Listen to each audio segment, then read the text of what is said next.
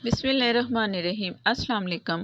Cornflour आपको Chinese dish में भी इस्तेमाल करने की ज़रूरत पड़ती है। अगर किसी चीज़ को क्रिस्पी करना है तो उसके लिए भी हमें ये चाहिए होता है, और सूप के लिए भी। सूप में अगर कॉर्नफ्लोर चाहिए तो कॉर्नफ्लोर डालते ही जाओ, वो असर ही नहीं करता, गाढ़ा पानी नहीं आता। तो क्यों ना फिर ऐसा करें कि हम ये सारा झंझट ख़त्म करके अपने घर में बनाएं कॉर्नफ्लोर। और आसान रेसिपी से बताऊंगी, हर कोई बना सकता है, कारोबारी हजरात भी इसे बना के बेच सकते हैं। और हर एक टिप्स बताऊंगी जिससे कॉर्नफ्लोर बनेगा ओरिजिनल और A1। तो शुरू करते हैं अपनी रेसिपी। ये मैंने दूधिया सिट्टे लिए हैं। दूधिया ही सिट्टे इसके लिए चाहिए, सख्त वाले नहीं चाहिए। आजकल ये बाज़ार में आपको मिल जाएंगे आसानी से, तो आप झटपट से लें और बना डालें बहुत ही आसान रेसिपी के साथ। ये मैं आपको दिखा रही हूँ कि मैंने कैसे इसे उतारना है, इसके दानों को। छुरी ले लें, उससे आप कर सकते हो। एक और तरीका है, वो भी बताऊंगी। पहले आप ये देख लो कि मैं कैसे छुरी से, ये हमारे पास जो है ना छुरी तेज़ होनी चाहिए, उससे जल्दी जल्दी हो सकता है। ये जो खुरच के मैं उतार रही हूँ ना, ये एंड पे ये आप खुरच लें, और ये आप नाखून से भी उतार सकते हो। अगर आप में जान है तो आप इस तरह कर लें, छुरी से भी कर सकते हैं। दो तरीके आपको बता दिए, ये टोटल उतार के मैं आपको दिखा दिया मैंने आपको। और अब क्या करेंगे, अब इसमें जाएगा पानी। पानी इतना जाएगा कि ये ऊपर तक पानी इसका आए, ये ज़रूरी है। और अब इसे ढक के रख देंगे किसी छलनी से, और इसे तकरीबन 3 घंटे आप छोड़ दें। इतना छोड़ें कि ये दाने जो है ना नरम, हाथों से हम चेक करें ना तो नरम हो। तो मैं आपको दिखाती हूँ। बिस्मिल्लाहिर्रहमानिर्रहीम। 3 घंटे के बाद दिखा रही हूँ, काफ़ी दाने फूल चुके हैं। और ये देख लो कि हाथों से मैं मसल रही हूँ तो वो हमसे टूट रहे हैं। अब बारी आ गई कि इसे क्या करना है। इसे हम पीसेंगे, इतना पीसेंगे कि इसका जो स्टार्च है ना हमें नज़र आए निकलता हुआ।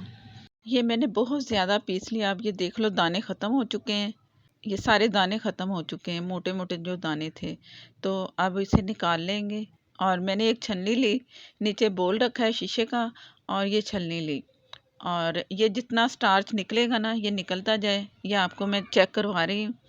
ये कोई इसमें दाना नहीं जा रहा। छलनी इतनी बारीक होनी चाहिए आपके पास, उसकी जो जाली होती है, तभी ये आप आसानी से इसका स्टार्च हासिल कर सकते हो। और ये ऊपर से इसका जो पानी था ना वो एक्स्ट्रा ख़त्म हो चुका है, तो मैंने और पानी इसमें शामिल कर दिया। और हाथों से मसल मसल के, हाथों से दबा दबा के सारा स्टार्च निकालते जाऊँगी। ये टोटल पानी ख़त्म हो चुका है, लेकिन अब इसमें कुछ दाने हैं। दाने ख़त्म करने के लिए मैं दोबारा इसे पीस लूँगी। ये मैंने छलनी दोबारा ऊपर रखी, और ये वो जो मैं दोबारा से पीसा था उसी को मैं दोबारा से ऐसे दबा दबा के निकाल रही हूँ। ये लास्ट है। और इसके बाद सारा ये स्टार्च इसका निकाल के, पानी समेत स्टार्च निकलता है। तो टोटल इसे इस तरह आपने दबा दबा के निकाल लेना है। लेकिन आपके पास जो छलनी है ना वो आपके पास बारीक सुराखों वाली होगी ना, तो तब आप कामयाब हो। अगर आपने मोटे सुराखों वाली छलनी ले ली तो वो फिर सही नहीं। इस तरह मैं हाथों से दबा दबा के आखिरी जो इसका कतरा है ना, समझ लो, वो भी मैं निकाल रही हूँ।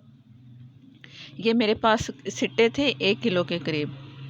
और 1 किलो में मैं आपको बाद में दिखाऊंगी ये कितना निकल रहा है। और इसे ढक के मैंने रखना है। इसका स्टार्च जो है ना नीचे जमना शुरू हो जाएगा, ऊपर लेयर पानी की आएगी। फिर मैं आपको दिखाती हूँ। तकरीबन 2 से ढाई घंटे तक फ्रिज में रखना है। फ्रिज के बगैर नहीं आपने रखना, गर्मी है, इससे भी आपको ज़रा मुश्किल आ सकती है। इसके स्टार्च को ऊपर से पानी हटाएंगे, स्टार्च निकालेंगे तो उसमें मुश्किल होगी। तो फ्रिज में रख दें इसे 2.5 घंटे तक के लिए। बिस्मिल्लाहिर्रहमानिर्रहीम। ये मैं आपको दिखा रही हूँ 2.5 घंटे के बाद। ऊपर से अगर आपके ये लेयर नज़र आए तो अलग से आप हटा दें, जिस तरह मैं हटा रही हूँ। इस तरह ये होगा कि पानी निकालते हुए ना आपको आसानी होगी। सिर्फ आसानी के लिए ऐसा करना है। एक्स्ट्रा लेयर मैंने हटा दी है। अब इसे ऊपर से सारा पानी निकाल के मैं आपको चेक करवा रही हूँ। सारा पानी निकाल दिया, ये हमारे पास इसका बच गया स्टार्च। अब इसे एक से कोई बर्तन होता है ना फैला हुआ, या परात जिसमें आटा गूंथते हैं, आप सारा उसमें सेट कर दें। स्पैचुले से कर दें या चम्मच से कर दें। इसके बाद बर्तन जो आपके हाथ में होगा ना, उसे आप साइडों से हिलाएंगे ना तो सारा फैल जाएगा। ये फैल चुका है। अब इससे आप पंखे वाली जगह पे, कमरे में कहीं भी रख दें साइड पे, तो ये 1 दिन में सूख जाएगा। 1 दिन में सूख चुका है। धूप में से रखने की ज़रूरत नहीं। अगर आपके पास धूप नहीं है तो आप मत रखें, कमरे में पंखे के नीचे से फैला के मैंने रख दिया था। अब ये बहुत अच्छा ड्राई हो चुका है, पापड़ी बन चुकी है। इसका मतलब है कि ये अब स्टार्च हमारे पास आ चुका है। और इसे सारा इकट्ठा कर लें, आप सारा टोटल साफ़ कर लें। आपको देखने में लग रहा है कि ये कॉर्नफ्लोर बन चुका है।